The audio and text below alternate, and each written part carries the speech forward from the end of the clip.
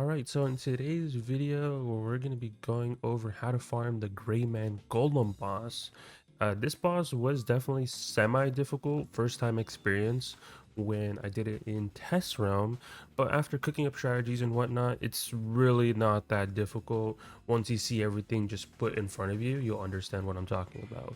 But let's go over the strategy, how to farm it, where the location is and whatnot as well, and as well as some badges that you can get from this boss. So that's everything that we're going to be talking about. But if you do enjoy this type of content, remember, leave a like, subscribe, all type of stuff. Leave a comment. It does help out with the algorithm. So hey, any support will help towards that. But let's go over the location real quick. The location is in Grey Home. So you have to go through like the door, and then there's like the hidden passageway, I think, which is fixed now. It should be when it comes to live realm, which will be an actual door that you can just walk through after you do the mainline quest, and you'll be able to go there pretty easily. And then there are some badges, which usually I say for the later sections of this video, but I'm actually going to do it at the beginning. So we'll go over the 4 badges that you can get from this boss fight, which is the Grey Slayer, which you defeat the golem 5 times, which you need anyways to craft the gear. Then you also have One Child Alone, where you solo this dungeon. And if you're trying to solo this, I will make a video eventually. I didn't have time to do it in Test Realm because the boss was bugged and was spawning 4 of them instead of 2 of them. So I didn't get time to solo it. It was just horrendous. So I'll do that later in live realm whenever it comes out. And then we also have the badge No Charm Needed, which is defeat the Greyman Golems. I said Greyman Golems without casting a helpful charm. And then you also have a badge Charm to Spare, which you defeat Greyman Golem with 6 or more helpful charms. So very straightforward of a boss when it comes to the badges, and you'll understand what I'm talking about once we go into the strategies. So let's go over the first fight in the dungeon, which is the lab assistant. These are just mobs. There's not much else to explain. You guys can do Mass Feint, Tempest. We're going to be going over 3 strategies, of course. So there'll be a Storm strategy, a Fire strategy, and a Team Up strategy, which I don't usually do, but I thought I would do it for this one because it's similar to Loon Knight. So I was like, okay, it kind of makes sense too. But yeah, if you have a Storm, just Mass Feint, Blade, Tempest. If you have a Fire, Mass Feint, Blade, Waldaroo AoE. And then if you are doing this in Team Up, and just, I'm going to have preface this all the time, pray your team up allies have solid damage. If not, some of these strategies might not work on team up, specifically the team up strategy. But on team up, just everyone spam wall or AoE, not too deep behind that. But you should try to aim for the storm strategy or the fire strategy if you have those on your team. Now let's venture into the first boss fight, which is the Greyman himself. So not the golem, but the Greyman. Now let's go over his cheats. Now his cheats I don't have written down to a T because I didn't find footage of all the exact percentages slash activation cheats, which you guys will see right now, which is his first cheat is you cannot kill the Undying. At the beginning of round 1, Greyman will cast a Death Guardian Spirit on self. I don't know why they made a death variation of this, but it's not like you can dispel it or anything like that. Then he has his other gimmick, which is magic is mine to wield, your power strengthens me.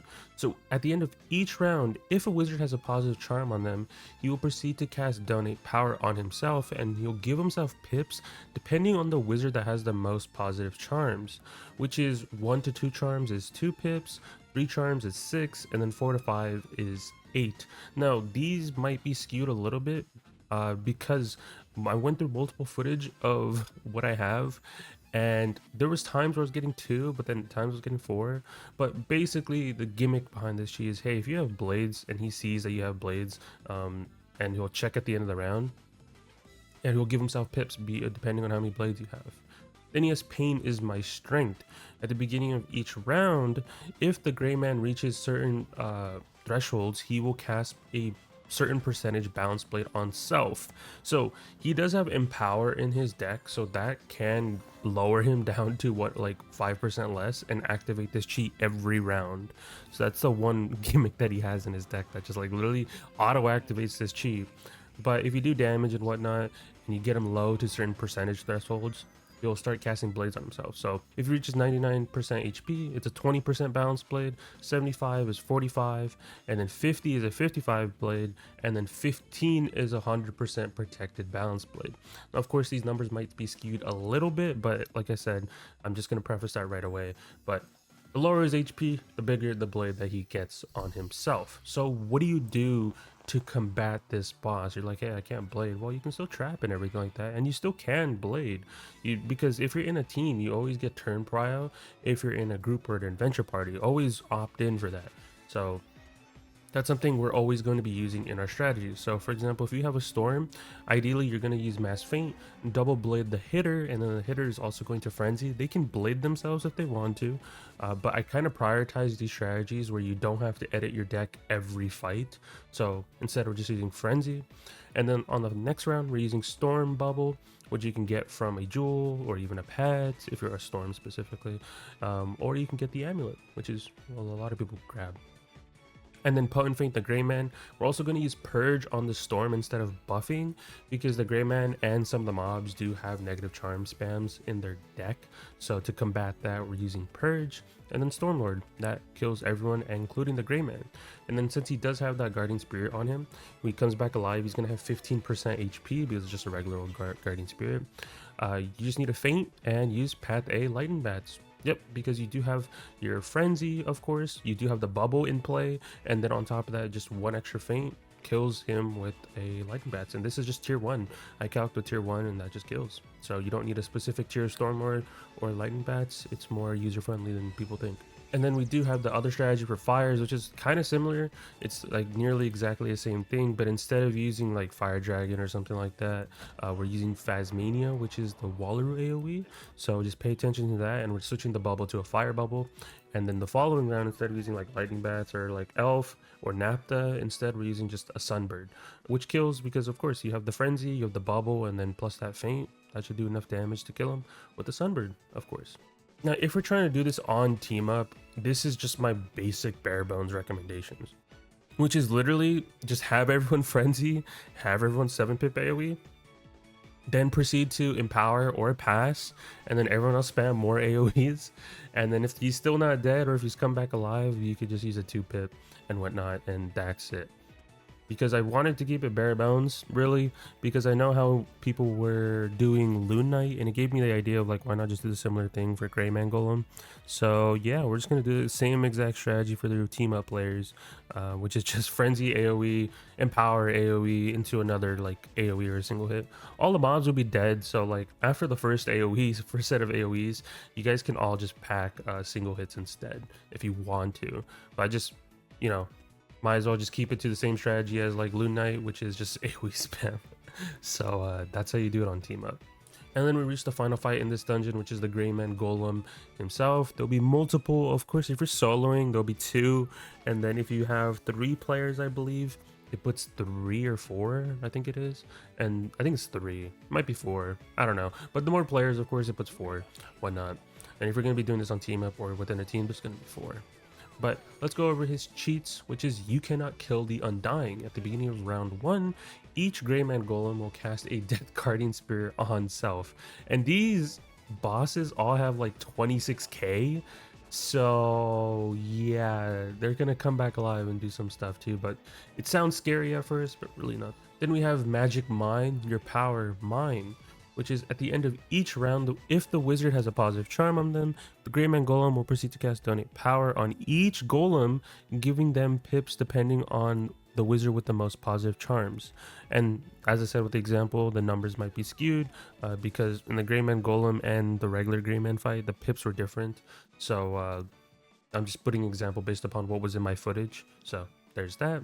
And then we have Pain Makes Power. At the beginning of each round, if Greyman Golem's HP reaches certain thresholds, he'll cast a certain percentage Blade Storm.